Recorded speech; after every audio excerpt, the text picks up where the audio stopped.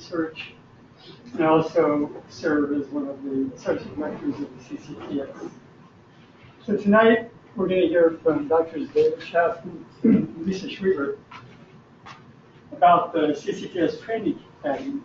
So the Academy was developed to support programs and tools that provide support for investigators at any stage of their academic career. Training Academy works with lots of organizations on campus, including the Office of Postdoctoral Education. And tonight you'll hear a little bit about what programs they're currently working on. Thank you all for being here. Enjoy the show. Okay, so thanks for coming. So I have a little disclaimer at the start. So we sort of matured what we decided to really work about today. I know, looking around the room, some of you might feel like you're a little beyond the level of discussion that we're going to have today. But I hope it'll turn out that the things we talk about are useful to everybody. I just want to mention that we have 6 or 7 people joining us from offsite, and we're hoping that the staff will help us recognize if they have questions, and we'll try to include people in the discussion from our offsite partners as well. So what the goal of today's session really is to let you know what we have available within the CCTS and the Office of Postdoctoral Education as supporting programs to help you in any efforts you make to write a training or career development kind of award. We're really interested in making this a dialogue because we know that what we offer is what we think might be useful to you, but that there are more likely things that you recognize are additional support or help that would really work for you to help you be most successful in this kind of award. If you're beyond the point in your life where a training or career development award is right, recognize that the CCTS also wants to provide support for any kind of grant application, and so don't be afraid to chime in with suggestions about programmatic things we could do to really help you in development of your own research programs. And if also recognize that you can speak on behalf of your trainees to help us provide what you think would help your own trainees to get the best support possible. So I also wanted to just be clear that we really are trying to work as a campus-wide community to support your research development. Jeff Engler, who's one of the strongest spokespeople for the graduate community, couldn't be here tonight, but he sent over some documents that are on the table for you to take to be aware of programs that the graduate school also offers.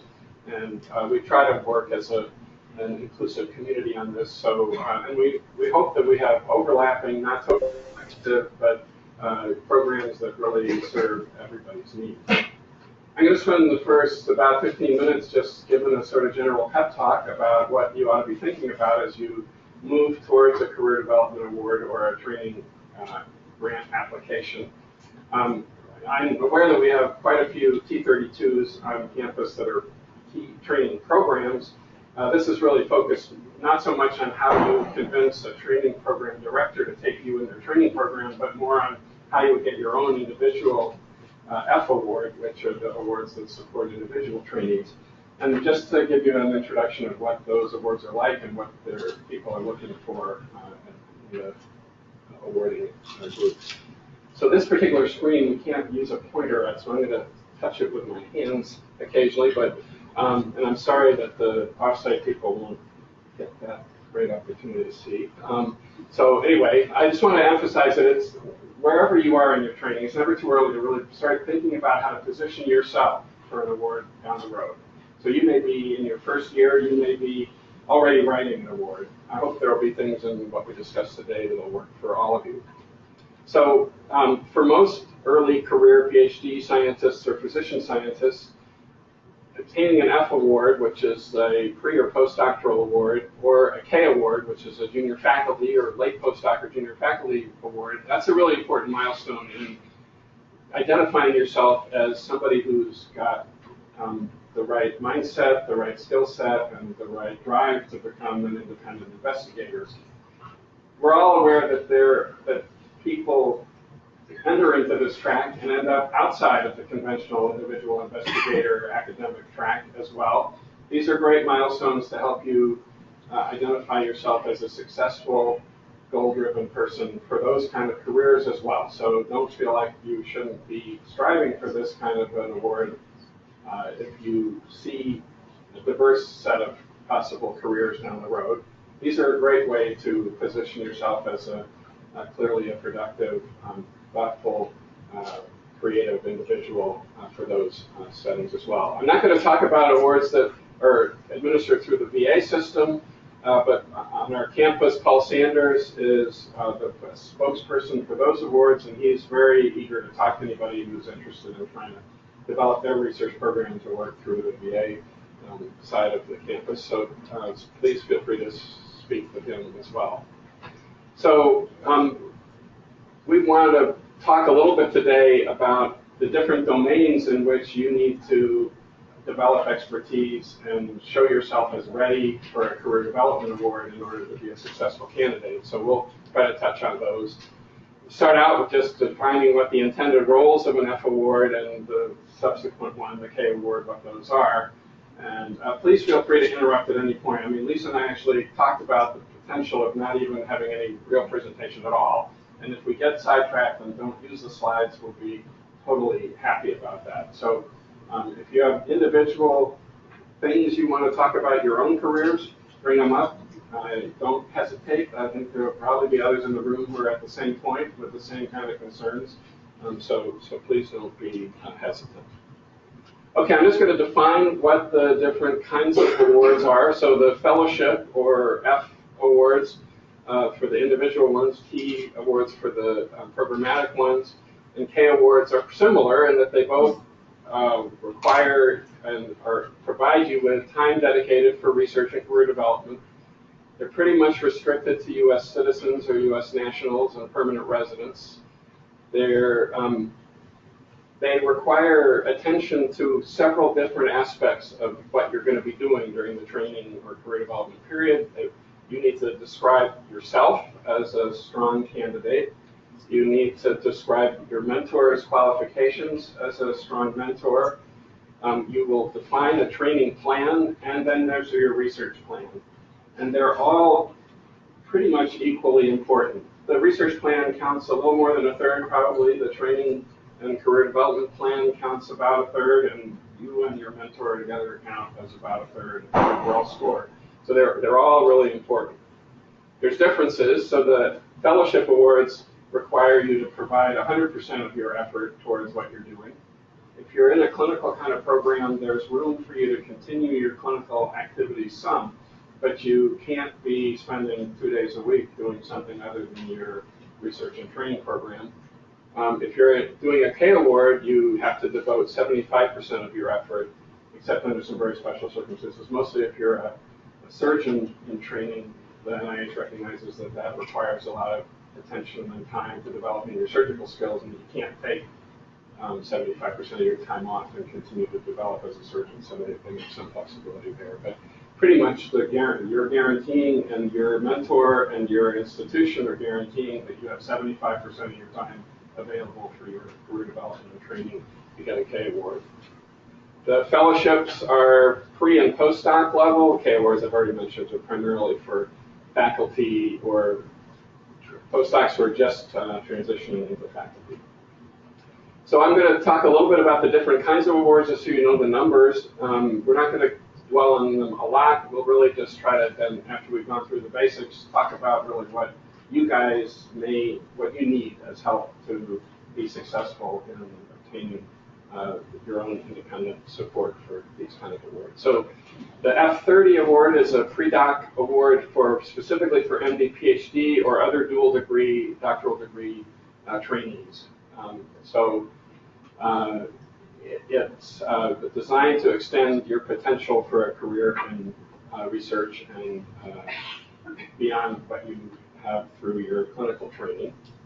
The F31 is a predoctoral award for an individual in a program leading to a PhD, not a dual degree, and has the same goals.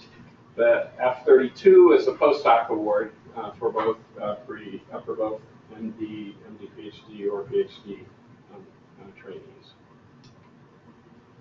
I just want to mention something that you should be aware of that is likely to be continued for a long time. So the NIH recognizes that even if you have support with these kind of awards, you can emerge from your training with some significant debt that you've got before you actually got this kind of grant support. And so there's a loan repayment program that UAB is actually pretty successful in implementing. So it's designed specifically for people who are doing research in clinical or pediatric research. There's also opportunities for people doing contraception and fertility research, health disparities research, or clinical research for individuals from disadvantaged backgrounds. And the grant it's not a research grant really. You have to be in a research program. You can be in early career faculty for this, and you can get support to pay up to $35,000 a year towards paying off your debt while you're working on your clinical career, your faculty career. And it's a great way really to help you recover from debt that you generate as you're going along. So just be aware that UAB supports people in this kind of program, and you really just need to educate your mentors as you are evolving in your careers, and this is a good thing to consider. Yeah? Who's the best person to talk to about the nuts and bolts of this? Probably me or Ryan Altman, or ideally we'd try to connect you with a faculty member who's shepherded some people through. Deadline's in about 2 weeks. Putting this together now, so I'd love some help. Okay. So I review a lot of these applications, so I can tell you what things do and don't work. Okay. So the K Awards, they are mentored career development awards. There are a number of different kind of awards. It's sort of alphabet soup for these. I'll describe several of them, but there's a lot of different forms, and different NIH units support different. They don't all support all of them. They're designed to support individuals after they've completed their initial training and while they're transitioning towards an independent job. But it's really crucial that you need mentoring still in order to be eligible for this kind of award. This is a really useful website. If you've signed in, I'll send everybody the slides after we're done so you can sign into these links. But this is the K Kiosk is a great page on the NIH website that describes all the different awards and gives you links to the actual criteria for them. There's actually several of the institutes have posted successful applications that can show you exactly what the reviewers are looking for, and applications that read really well, so you'll see the kind of language to try to use to document that you're doing the right things for these awards. So really important things about the K is that you have to provide a compelling rationale for why you need additional mentor training. If you've published 15 papers and you're on your own and doing great, you don't need this support anymore. You need to be writing an art grant. So it's really designed for people who are trying to acquire new skills, who need career development advice to know how to navigate the role of being a faculty member, and the kind of things that will position you from going from being a postdoc where you had a totally protected environment to a setting where you're really on your own. They generally are 3 to 5 years of support provided. They provide your salary support for the 75% effort that's required. There's a salary cap, so if you're a neurosurgeon or something where you have a pretty substantial salary, you may still need institutional support to help cover your 75% effort, but it's a very strong salary support. Generally, there are not funds to support the research itself. There's a really pretty limited budget for that, at least as the award starts. I'll show you a little bit more about it in a second.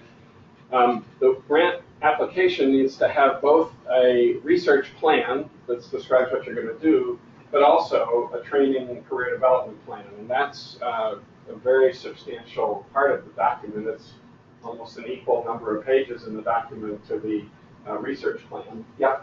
Yeah, I was curious with some of these things here for the K awards, like your training plan specifically, like you don't already, you have to already be at an institution, or I feel like I don't know where I want to go or where I'm going to get an offer yet. How am I going to put a training plan together? Right. So the question was, if you're really in the transitional phase of your career and you're looking for a job at a new place, how do you handle that? So you have to apply with a mentor. The mentor actually writes part of the application with you. But you can change who your mentor is and change your environment after the grant's awarded. NIH has the right to refuse to accept the change and to take the money back if they think you've moved into an environment where you won't be able to be successful or where you can't identify a good new mentor. But generally, they are quite open to allowing you to transition to a different mentor. A lot of people, if they're trying to do that, NIH has a lot of recognizes that mentoring teams can be very effective, and so one strategy is to expand your mentoring team to include people in the new environment, but to keep your old mentor so that you continue to have continuity of advice and scientific advice continuity as well. So we can talk more about the ways in which that can work afterwards if there's other people who would like to talk through. I'm going to mention one particular award that actually requires you to move in the middle of it, or to change your role in the middle of it. It's called the K99 ROO, and that'll sort of give you a sense of how NIH thinks about the transition in general. Okay, so I mentioned that it's good to have a team of mentors, or at least a primary mentor that's your research mentor, and a group of co-mentors who can advise you in career development kind of issues. The goal of this whole program is to set you up to be ready to be independent. This is a little bit of a tricky term nowadays because NIH also wants to foster multidisciplinary team science in a major way. So the independence really you can conceive of as how to be either working on your own if that's how you want to be, or how you can be the expert in one part of a multidisciplinary team where you are the driver of the part of the research that you have special expertise in. Okay, so there's, again, like there's the F30, F31, and F32, there are multiple Ks. The K01 is the Mentored Research Scientist Development Award that's for people with a PhD degree. If you are more than 5 years after you got your degree, it's pretty hard to get this award, and most institutes won't accept your application.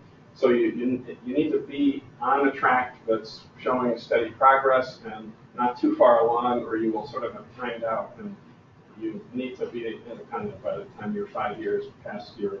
So is there kind of an optimal postdoctoral year where you see most of these? Like, is it really like 3.5 or, something like that? I don't think there's any hesitation through 4 years. If you're right at the last minute, if your whole karma of your application is strong, it's still okay. But it's just, you can't go too far. Quite a lot of people do 2 postdocs, and that's, as long as the 2 postdocs make sense working together and the 2 postdocs together don't leave you fully qualified so you don't need any more mentoring, then that's a reasonable approach still. It doesn't disqualify you. But you may need some advice by somebody who's experienced in being a mentor for K awardees to know whether you're out of contention just because you're too well prepared already. And if that's the case, it's just not worth spending the time on the paperwork. It's it's just as much work as an art grant. You'd be better off applying for an art at that point. So most NIH institutes support this award, and they look for you to need extra mentoring. Some institutes prefer to use it for people who are trying to move into a field of research that's pretty new from what they've done in the past. Others want to use it to actually to try to build their own research workforce in areas they're trying to emphasize. And there's pretty clear language at each of the Institute's web pages to help you know whether you're the right kind of applicant to be supported by the mechanism. The KO8 is for a clinical scientist development award, so if you're an MD or KO8s can be used by veterinary doctors or doctors of dentistry. So clinical practitioners and have the same sort of criteria. K23 is for people doing patient-oriented research, and the K25 is particularly for people who are working in quantitative sciences like biostatistics or epidemiology, or in engineering kind of disciplines that intersect with health aspects. So I did want to mention the K99 before we move on. So this is called the Pathway to Independence Award. It has two components. The K part is mentored research, just like a K01 or a K08. And so you're at the institution where you are already doing your training and getting a mentor experience. In this case, you can be a postdoc, but a senior accomplished postdoc. And then the NIH also awards you at that time 3 years of R-level support. So like an R01 grant, not quite the full budget of an R01, but a substantial budget for you after you move to getting your independent faculty position. And you actually have to reapply administratively to get the money for the R grant. A lot of people move to a new institution for the R grant, but at least they move very specifically from a mentored situation into a where they're really working at somebody's lab to a situation where they are independent and have their own program at their whatever institution they're at. So I just wanted to give you a sense of the support that's available. So the Ks provide up to $90,000 a year for salary support for your 75% effort. They give a pretty modest budget of $25,000 to $50,000, depending on which K it is, for research supplies, travel, that kind of stuff. What a lot of people don't take advantage of is that many of the institutes allow you in the last 2 years of your K grant to apply for an R grant, an R03 grant, which is a 2-year research grant that will pay $50,000 of supplies towards your research. That money is, in some of the institutes, almost guaranteed if you just fill out the paperwork properly. So it's really a great way to, as you're progressing in the career development part, moving to have your own budget to really be able to do the research and to move it a little bit away from your mentor's area of research towards the area you're going to pursue in your own individual program after you finish the K training. So, and that's actually a really important part of the K grant, is to have a very clear plan about how you're going to disengage from being a mentee of your primary mentor and be identified as having your own research program that's distinct from the mentors. It requires sometimes some pretty careful language in the mentor statement. The mentor needs to address this just as you do. It needs to be clear that the mentor is committed towards launching you as an individual, independent scientist, and that they are prepared to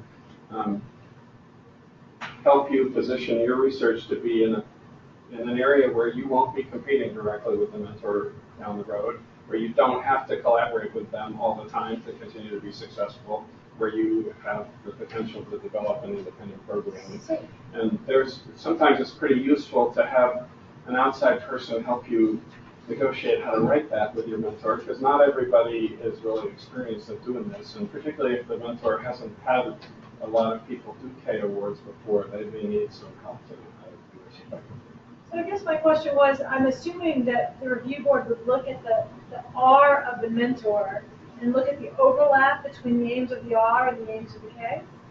Yeah, so the question was that does the review board look at the support of the mentor and know what the aims of the R grant are and how they relate to the aims of this K award to know whether there's an obvious, easy path for independence of the mentee the developing scientist in this setting. And yes, although the review board generally doesn't have the R grant of the mentor, they have access to the everything that's in the NIH reporter. And if you haven't looked at the NIH reporter, you should, just to see what's out there about grants that have been funded. The abstract of the grant is out there, and the abstract almost always is explicit of what the specific aims are, but the details that go beyond that are usually not available. So the mentor needs to be pretty explicit in describing how this apparent overlap isn't so serious that it's a problem for your career development, and you need to,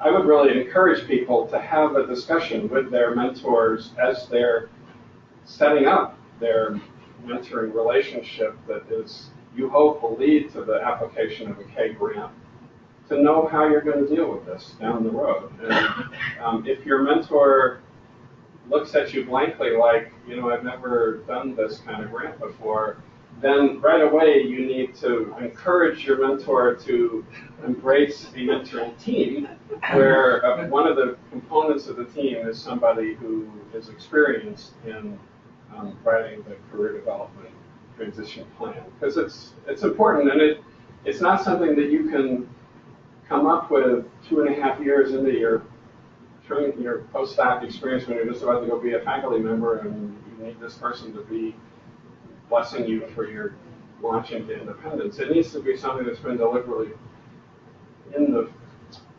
on the radar screen as you've been going through your plan. And it's one of the big differences between mentoring a pre-doctoral student and mentoring.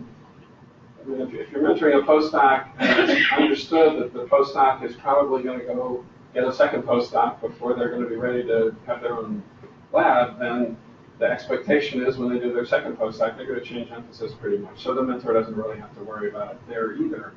But if the plan is to leave the training experience to go into an independent position, you need to think about it right from the start. And I don't like to fill the discussion here with too many personal anecdotes, but just be aware as you're doing this that even when people are good, nice people, it doesn't always work just right. So when I was a postdoc, I actually had a sort of unusual situation because I went through an MD PhD program, but a person who was in my undergraduate science thesis discussion group went through a PhD program. And he ended up being the person I had as my mentor for my postdoctoral experience. And we were friends. We had a great relationship. He's the godfather of one of my kids. And we decided when I was getting ready to move on that there was an area I had developed as a postdoc that was really different from anything that he had done in his lab before, and that's what I was going to work on. And I did. And then when I got ready to submit my first paper as a faculty member in a totally different city, different institution, I sent him the paper to try to get some feedback on it.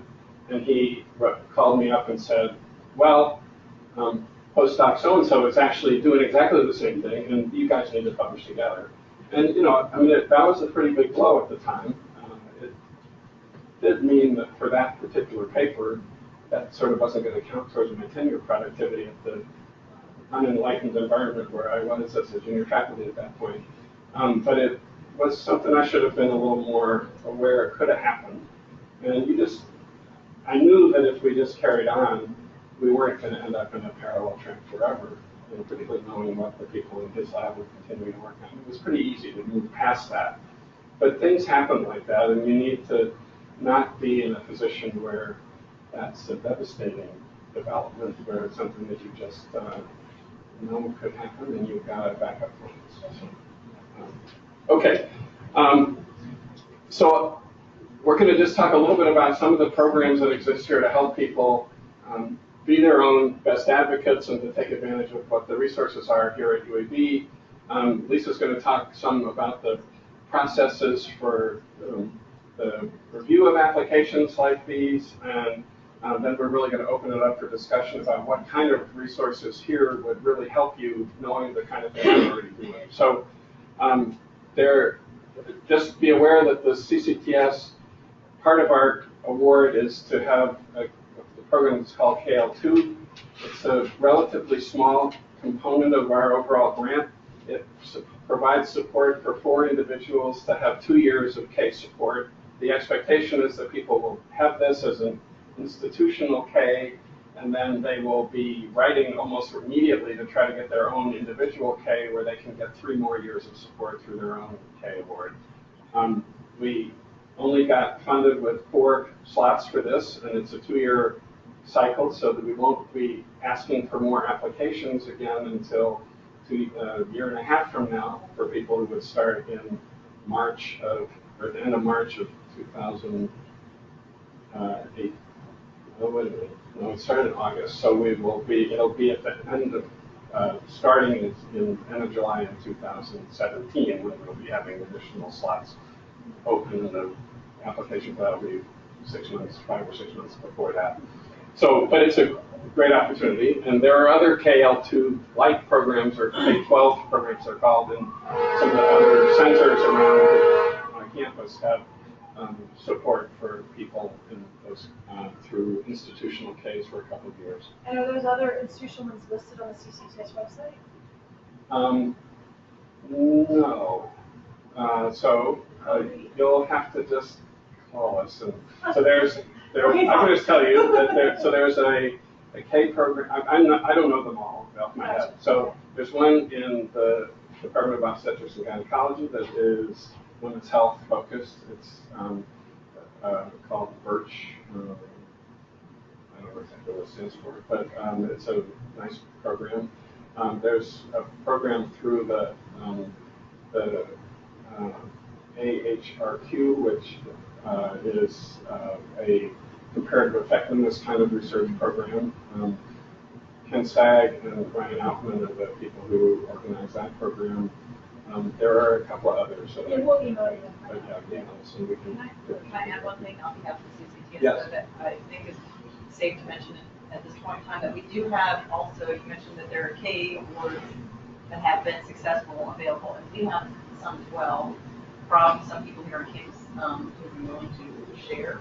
And so those are available through our website on one of our training pages. You have that employees already to access that, but we'll continue to fill that out with some other awards and things. So, Yeah, I'll just chime in. There are sections of K awards as well as F awards that we've uploaded, and some private foundations too. right, and there's more coming online. So Great. Right. These are actually really, really helpful. One of the hardest things to learn is how to be very direct about your strengths and why you are well qualified to do this, and getting over the feeling like you're being a jerk to talk about yourself in these positive terms, and knowing how to talk about yourself in a way that doesn't sound arrogant but sounds competent. And so just to see how people have handled this is a really useful, good thing. So there are some other K awards here at UAB. There's in the Department of Medicine, if you happen to be there, there's something called the Fromage Scholarship, which is 2 years of salary support and a smaller amount for supply. So it's a sort of KL2 light, but it's really very valuable and does the same kind of things. The Department of Medicine has a program called Pathways in Medicine, in Academic Medicine. That's a discussion group that talks about things to do to prepare yourself to be an independent faculty member. It's taught by some really great people. It's it's about a 3-hour program that's held in one evening. It's really a nice program. So if you click on the links when I ask when I email you the document, you can learn all about those programs. In addition to this kind of gathering, which is a monthly topic in CCTS activities that varies from month to month, there's a program called TIERS. How many of you have been to a TIERS meeting before? None? Okay, that's horrible. So this stands for Training Interdisciplinary Research Scholars. Emerging Research Scholars. And it's the same time, but on a Tuesday every other month, and it covers different career development kind of topics from anywhere from how to write this kind of a grant, to how to deal with conflict resolution in your research groups, how to negotiate for better salary, how to prepare yourself for the job search, all kinds of topics like that. And Ryan Altman is the primary person who really organizes that, and he's always looking for new ideas of topics that people would find interesting. We're able to bring in outside speakers reasonably frequently if there are people you'd particularly like to hear from. So give feedback on that. And so one other thing before we go on. So how many of you are members of the CCTS? I think so. What do I have to, I don't know what I have to be a member. So to be a member, you need to email ccts@uab.edu and ask to be a member. And then you will get the weekly newsletter, and you will hear about all of these kind of activities and make sure you don't miss any stuff. There's also a form you can fill out on the website. Okay, So excellent. I had a quick question. Yes. For F fellowships before, you had people available who would work with the fellow to formulate the candidate statement and such. So for this, I used to be Right. Is that still? So we don't, that's one of the reasons we're having this session, is to know how useful it would be to organize that in a more structured group way. So I'm going to describe the program we do have now that's similar to that. So we have something that's called the K-Writing Club. Dr. Schwiebert also leads a course that she'll describe in a few minutes, but that is basically designed to provide you with all the tools to write a K grant and to provide a peer community that will help you write the grant and read what you've been writing as you go along, give you feedback, and when it's all done, you'll have a grant ready to submit. So the K-Writing group that's organized through the CCTS helps you to have a grant ready to go. Wasn't involved in a lot of that over the past several years, but the last group that went through, there were 6 individuals and 3 of them got their grant on the first try. So I can't, past performance does not guarantee future success. But we think it's a pretty effective mechanism to help people have a pretty good start. And Lisa's program gives you an academic credit, my understanding, at the same time. I guess you have to pay tuition. Ours is free, but they serve different purposes, and hers is much more comprehensive than ours. So it depends what where you are and what you actually want to do. But they're very useful opportunities to work your way through the program. And if we have enough enthusiasm to do something like this for F Awards, we're definitely will be prepared to do that. So we're looking for feedback about who would want to do it. And it's a reasonably small group here tonight, so we need your help if you're in a relatively underrepresented group. How we find out if across the campus there's really a substantial demand for this. And then the timing of initiation of the K-Writing Club is on the website? Is that how you find out when that group starts? Yeah, so we try to have it so that it is about 8 to 9 weeks before the application deadline, so that you have time to go through a weekly session to go through each of the components of the grant. We'll probably start one pretty soon. Yeah. We will plan to start one pretty soon. Good. Okay. Ryan is identifying people who want to do it. We want to do it. Okay.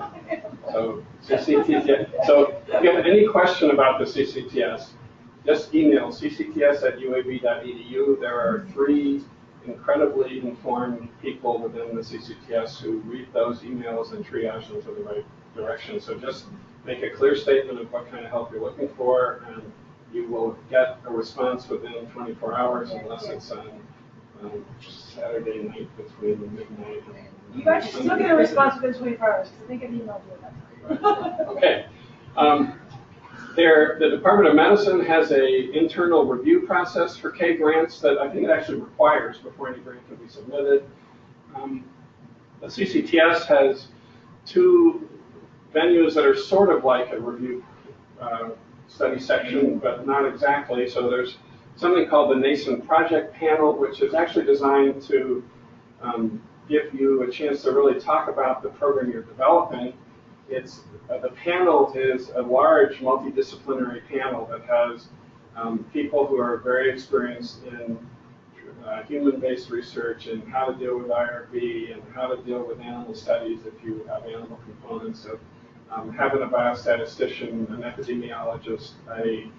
We're hoping to include a bioethicist on the panel soon, so if you have any complicated issues. And then try to also include some people who are content experts in the area that you're developing your program. And the goal is to meet probably a couple of times, about 6 to 8 months apart, as you're developing your project to position it to be really ready from a project point of view for a K award or an early art grant. The panels done quickly are, so the Nascent project panel happens once a month, and you have to sign up a few weeks in advance to be part of it. And so it's not designed to be very responsive to your personal time frame, other than to just recognize that you're aiming for something 6 to 18 months down the road. The panels done quickly is really designed to give you pretty quick feedback. They generally can be assembled within, at the worst, 2 weeks from the time you ask for a panel. Usually it's 3 to 4 readers or listeners to talk about what you're trying to do. If you've got a grant that's somewhat developed, they will read what you've done and give you feedback. And what is totally unappreciated is for you to ask for this 3 weeks before the grant is due, because you really don't have time to change things based on the comments you have. But if you are, you totally committed to writing a grant and you want feedback, and you're 3 months away from the deadline, that's the ideal time to get a panel to talk about your science and where you think it's going. And they can give you help too about how to organize your career development team if you're in that kind of phase of your life. Okay, I just want to mention before I pass the baton here, what to recognize that the CCTS and the Office of Postdoctoral Education and the Graduate School are fantastic organizations, and we do a lot. But don't be afraid to interact directly with NIH. And the people who you admire the most as senior established faculty, almost all of them have quite a strong relationship with one or a few program officers at NIH who work in the institutes that provide their funding. And it's never too early to start with getting to know those people. There are specific program officers who handle training grants and who can really help you figure out if what you're doing is likely to be successful as an application. They can help you figure out if you're trying to do a K award, should you be doing a K01 or should you be doing a K23? They will help you be sure that you handle that right. They know their institute's policies better than any of us do and can really help you. So in the pre-submission phase, don't hesitate. I mean, it's really a good idea to contact the program officer or program director of the institute or center. That's what the IC nomenclature stands for. To be sure you understand the scientific mission of the institute you're trying to apply to and whether what you're proposing really fits what they offer. Then make sure you're set up appropriately with the UAB Office of Sponsored Programs. You have to have your own NIH ID designation to be able to submit your application. You put in the application. There's several months while the NIH is organizing to review the application. Dr. Schwiebert is going to talk about some of the documents you can use that can direct your application to an area you want it to go, so it gets reviewed by people you know are likely to be sympathetic to what you're trying to accomplish. So during that period of time, you can submit additional information that the study section can use. You generally can't add stuff that is really supervening the page limitations of the application, but if you have a paper that gets published, you can send it in as an appendix. If you have crucial new data, you can provide some information about that. But generally, there's no absolute guarantee that the reviewers are going to look at that, so don't set up your grant to require that kind of information in order for it to be successful. They won't. I'm just telling you. I agree. Stack like this, I'm not looking at anything else. Yeah. Well, They won't. Well, we can just say, I never have. Right. Trust me, I know. So I think the other thing to emphasize in this ring is, so it's unfortunately it's a circle because it's very rare that you get your grant on the first try. So, but what's really important is to realize that the program officer can help you interpret the summary statement that you get from the review committee. Summary statements have changed about 6 or 7 years ago to be much more bullet points about very specific topics in the grant. That actually has been helpful in most ways because it makes it easier for the reviewers to review, I think. And it also lets you know exactly what areas the reviewers are going to focus on. And you can actually, if you're thoughtful and clever, you can give them the language to use for their review. You can tell them why your grant is significant, why it's innovative. You can give them words that they can use to explain why you're going to be able to overcome any technical hurdles in what you're trying to do. So there's that stuff comes back on the summary statement, but the program officer can tell you really what the discussion was like that really led to the final impact score you got. That it's not always transparent from the little one-liners that you get along the way. And they can really help you figure out whether aim 3 that you got some negative comments on is something that everybody viewed as easily fixed if you do this, this, or this, or whether you really need to dump that aim and start from scratch for that part of your application. So it's very useful to get that feedback. It's easier to ask for it if you've met the program officer on the phone before you submit. So it's worth it to begin to establish that relationship. And don't call the first week after the pink sheets are out. It's useful to give them a little bit of time. I mean, there is the challenge that if you really are trying to push, sometimes you can resubmit at the very next cycle if you get help right away. But it is, you'll get a little more. You don't want to wait 3 months either because the very much won't remember anymore. So, somewhere in that sweet spot. Okay. So, any questions? We'll pause for broader questions. Yeah, I don't know. Just to follow up on this back then, I'll hit the right button here. Oh, perfect. Excellent. Thank you. Okay.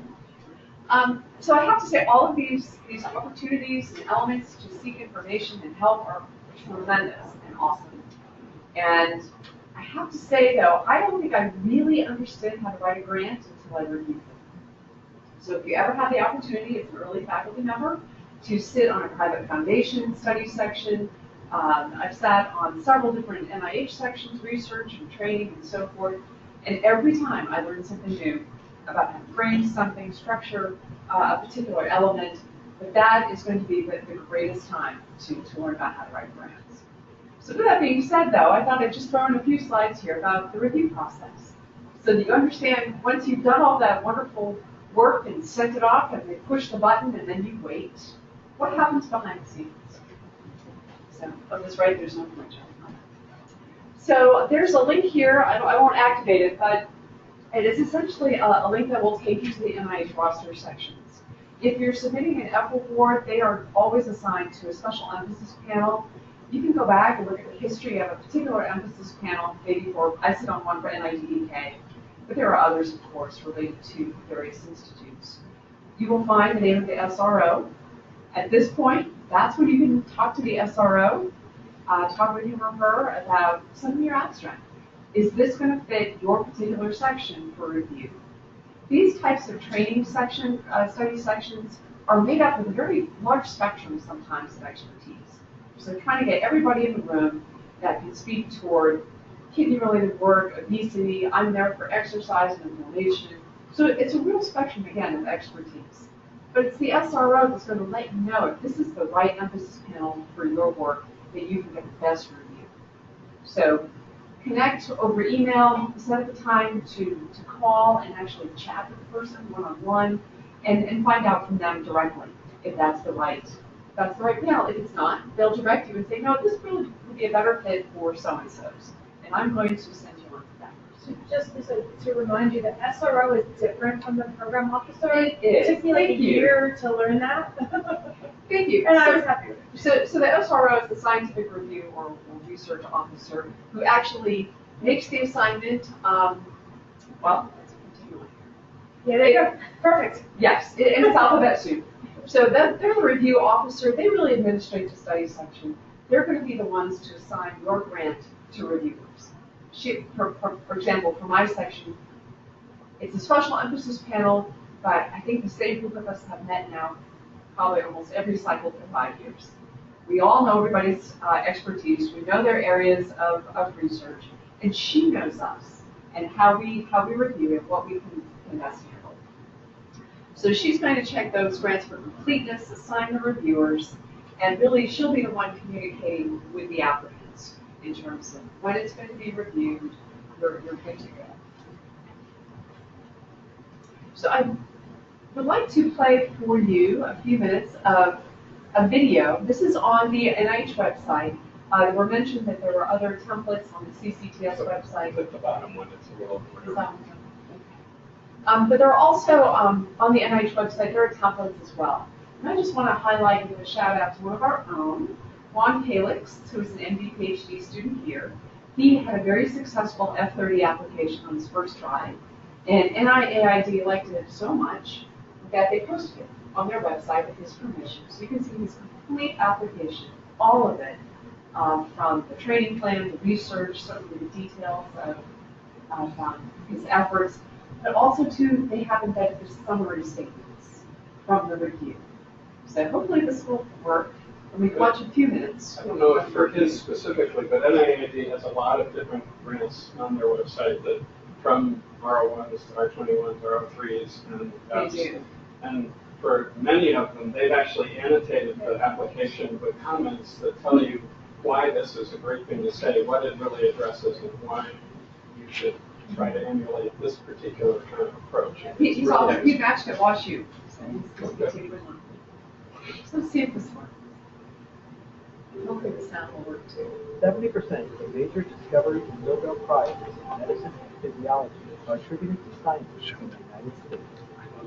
Most are funded by the National Institute. Actually, Most applications for science are reviewed to the Center for Scientific Review at NIH. Our mission statement is really to do appropriate use of means that means fair, means without influence, so that NIH can fund the best application and the best research. Each year, CSR recruits over 20,000 independent experts from the scientific community to review more than 80,000 NIH applications.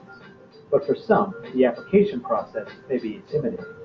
Lots of people are at different stages when they submit their first grant application, but the first time is still always your first time and you're nervous. You don't really know what to expect from this process.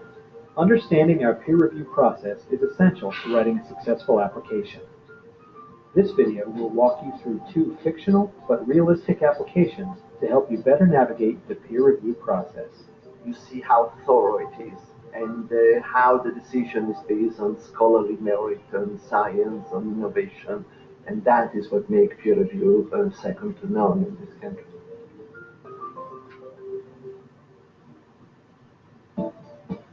Applications come into CSR's receipt and referral area, where referral officers match each application to a study section with the expertise to review it, and to one or more of the NIH institutes or centers that could potentially fund it. So all of the SROs Each application is assigned to a scientific review officer, like Vonda Smith and John Bowers, both PhDs and former researchers.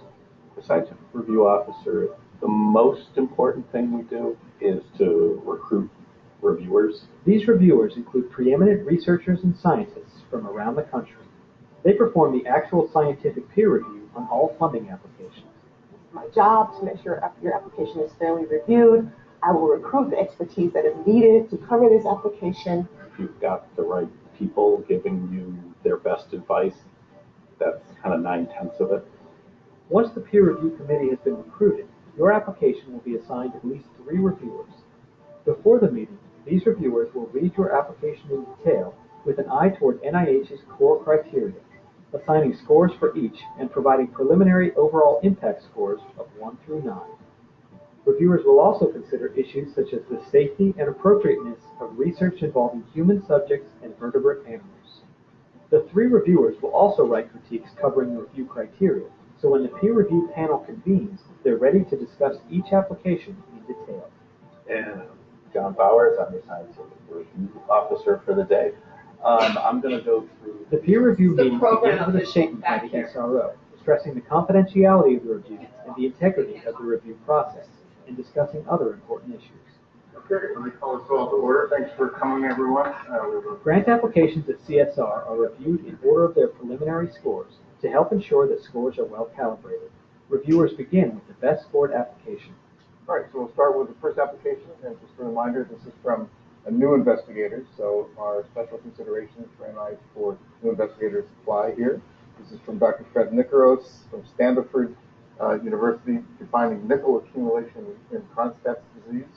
The reviewers are David Granger, Brian Huffman, and Martin Filbert. We'll start by just going around to the 3 of you and getting your preliminary impact score. I was less than enthusiastic with a score of 5. 5? Okay, great. Brian? I was very enthusiastic and came out with a score of 2. Martin Filbert? 2. 2. 5, 2, 2. David, give us a quick summary of the substance of the proposal, and then you'll review comment. Yeah, this proposal uses high-density micro and nanoelectrode arrays from a talented analytical chemist to determine the distribution of nickel. On this particular application, I was assigned to be the primary reviewer. That reviewer's job is generally to introduce the application to the group, to provide a brief synopsis of the high points and some low points, to underscore the impact of the application, and then to proceed through the criteria for review, which have been stipulated by the reviewing process. The weaknesses, though, in innovation are that the electrode array methods have been applied to tissues by other groups with success, and there are limitations that are recognized in the methodology, and the experience of the other groups and their limitations is not documented by the PI. In terms of the environment, the strengths of the environment is that it's very well suited, the PI is well instrumented, and the resources in the environment and its collaborations are, in fact, very appropriate. The weaknesses of the environment is that the available equipment for preparing samples and running per-pole gradients particularly is not evident. Access to fluorescence microscopy is detailed, but not adequately described. I found that the overall impact strength was in defining then the intracellular distribution of the accumulated nickel in conditions of nickel overload, and in the direct approach to the successful elucidation of these towards a new therapy. So overall, a balanced enthusiasm with the new investigator I found very nice for this particular PI, but I found numerous technical concerns. Thanks, David. So, Brian, if we can move to any of your views that are complementary or contrasting. I think I probably underweighted some of the flaws, didn't pick up on them or didn't weight them properly because I was so really enamored with these strengths. And I appreciate his reservations, but I come from a different direction because I was so taken with the methodology. After my review, then the secondary reviewer, Dr. Hoffman, tempered some of the negative points that I had brought up and proposed an alternative view and proposed other strengths, which I didn't see in the initial read and the initial review. Dr. Hoffman raised the points of broad significance of this work that I think really began to turn the minds of the committee. I agree with Brian's assessment. This is a highly innovative proposal from a junior investigator. It uses novel technologies that I think are going to provide great answers. Moreover, I think the innovation is heightened by the fact that virtually nothing is known about Cronstedt's disease. Great, thank you. So let's move into a general discussion, and here we're really looking for your comments on aspects of the application that you think will really drive our consideration of the score. So, Gail? Yeah, I had a question just because it is a new investigator, it's a complex system and a as yet relatively uncharacterized disease. What do you think the new investigator's skills in terms of troubleshooting or at least having access to collaborators that may help in that respect? You're right, it is a new investigator, but nonetheless, in this application, he surrounded himself with general competence to, I think, allay my problems with any confidence in his ability to go to his collaborative team and to adjust his bandwidth within his expertise and go to his collaborators where it's appropriate. What he hasn't brought to the table in his electrochemistry, I think he'll gain and gather from his collaborators, and so it makes a good team. a match. Any other comments? Whether I can go back to the first reviewers and see how you now consider your scores in view of the comments around the table and nature of the discussion. David? So I think I'm a bit too harsh with my 5, and I would be willing to reduce my score and increase my enthusiasm based on what I've heard from my collaborators and my friends here at the table. I guess I'll go to a 3. Okay, so thank you. And Brian? I'm no less enthusiastic about the methodology, but the framework in which it's embedded, the experimental framework that David's pointed out, weaknesses of, I mean, I have to come up a little bit, and I'll meet him at 3. Thanks, Brian. So 2 3s. And Martin? Yeah, I'm really sold on the innovation here and on the promise. So I'm going to say it at 2, especially since our comments are going to be communicated to this investigator. Okay, so thank you. So strong enthusiasm for a new investigator, some reservation. And that is pretty good representation of what happens. They kind of all come around to maybe a 3 or 4-ish. But then the entire section goes. They all score the grant, whether or not they've read it or even know the title. So you have this panel now of 30-some-odd people sitting around a table who have discussed the grant for maybe 10 minutes, voting on what you see. That's pretty realistic, up and down. And only the 3 primary reviewers have really looked at the whole grant. Everybody else has access to the document, and so a lot of times people will look at the specific aims page while the discussion's going on. And right. So that's one of the reasons why we always emphasize that page as being so crucial. And it's the thing that sets the initial reviewers there, how they start out feeling about the grant as they're reading, but it's also the one thing that most members of the committee will take some look at if there's any controversy in the way the different And the reviewers. figures too, I always will scroll down to kind of look at the figures while we're discussing, so I read the aims and look at the figures. So I'll just in the last few minutes, I'll just kind of sum it up here with, and this is for an F award in particular, but how the final score is achieved or attained. So as Dr. Chaplin pointed out, a third of the grant is you, the applicant, a third of it is your mentor, and the other third is the research, or the training plan and the research. And in the context, in particular for the F, the science and the proposed work is viewed very much as a training plan. How does this training plan extend or deepen your skills? If it's a postdoc grant, how does it complement what you learned as a grad student? So it's really viewed